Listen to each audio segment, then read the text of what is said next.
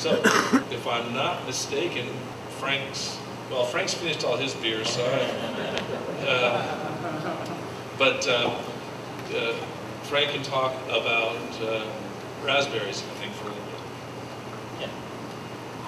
Thank you. This is framboise, and it's the French name for raspberry. And we make our raspberry beer or framboise with raspberries. We buy them on the same place where we buy our cherries. That is, as Armand said, in the south of Poland, there is an area there, Galicia. And this Galician was a part of Austria. And so that area fitted very well to plant a lot of cherry trees, and they have a lot of small fruit there. And it was normally meant before World War I for Austria to make nice jam, but Austria lost the war, and then it became a part of Poland, and then after the last World War it was behind the Iron Curtain. So I went there in the 1995, 94 to look for raspberries and cherries, and so I discovered the wild cherries growing on their mountains.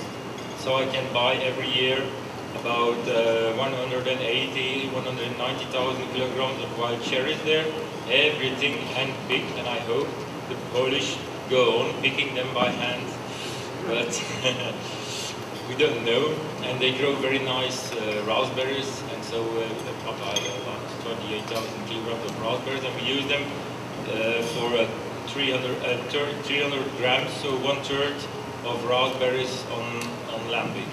The lambic used for raspberries is younger than for goose because it helps to keep the raspberry taste in the beer.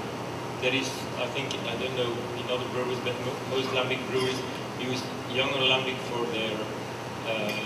their creek and for their raspberry than for the goose.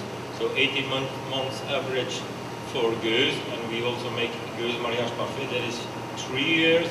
But for the framboise, we use lambic of 7 to 8 months, and that's the same thing for our old style Greek and for our Greek mariage parfait. And so for the rest, it's just as soon as the fermentation with the raspberries is finished, we cool it down, we clarify it, and we put it in bottles. And so the aim is to have the fullness of the young lambic and the fruity, nice, delicate taste of raspberries. It doesn't say oude framboise. Is there such a thing? It's Horal. Did you recognize a oude framboise? There's no such designation. No. So okay, so this oude thing is in fact a protection from the it's a law. It's European Commission. So it's a protection European protection since 1997, and it's saying that there are two types. As Dan said, the just Greek and then the older Greek. So the young one, let's say, and the oude, and it's the same for framboise. But re-fermented framboise is not very easy to. Yeah, you can make it, but it will be very difficult to keep the taste of the raspberries and of the young lambic in that beer. So it is bottled, but we prefer it not to have really re-fermentation with breads like in the goose, because it ruins the taste of the raspberries. Does that mean that are you pasteurizing or something to keep it from fermenting further, or no? There are no fermenting sugars left, so it can be bottled like that.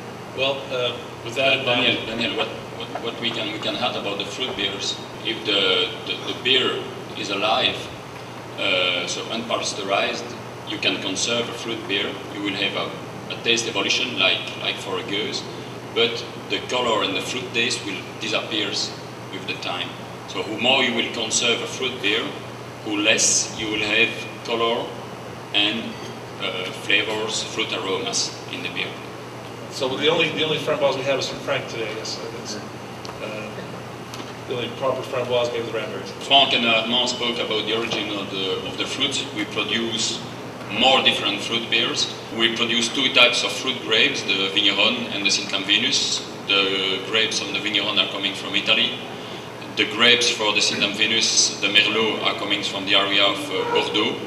And about the famous Foufoun, the fruits are coming from France too. And I will continue to produce the Foufoun.